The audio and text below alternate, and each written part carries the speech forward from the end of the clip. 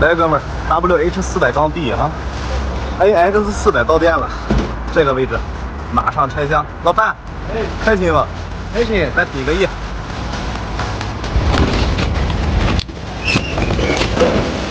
新家伙啊！你看那个屏多大，是吧？看那个位置。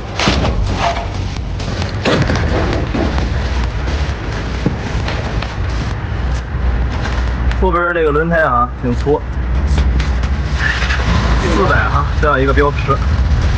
再往前，手把开关这个按键哈，明显和原来是不一样的。开关上边这个按键质感如何？比原来要好。然后这个屏幕是真大，哥们。这是这个哈，就是和金翼一样的这个开关，后车灯、远光灯，对不对？这个位置哈，咱一会儿研究一下，应该是调节这个仪表上显示的。这个就是 TCS 这个开关这个位置，钥匙哈有点失望，还是和原来一样的普通钥匙，不是芯片的，哥们啊。2024年3月23号刚刚出厂。前边这个轮毂真大呀，19寸的啊，19寸大轮毂。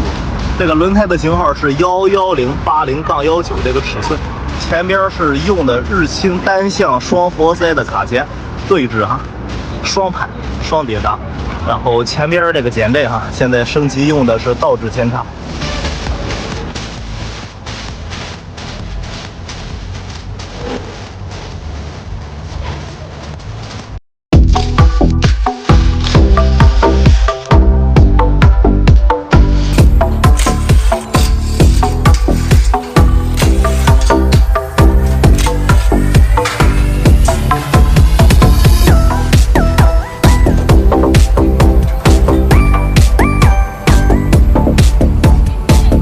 接下来就是激动的心，颤抖的手啊！来，把膜撕了，前边这个灯变化比较大，然后把这个膜撕了以后，来看这个地方，一会儿接上电池看一下仪表。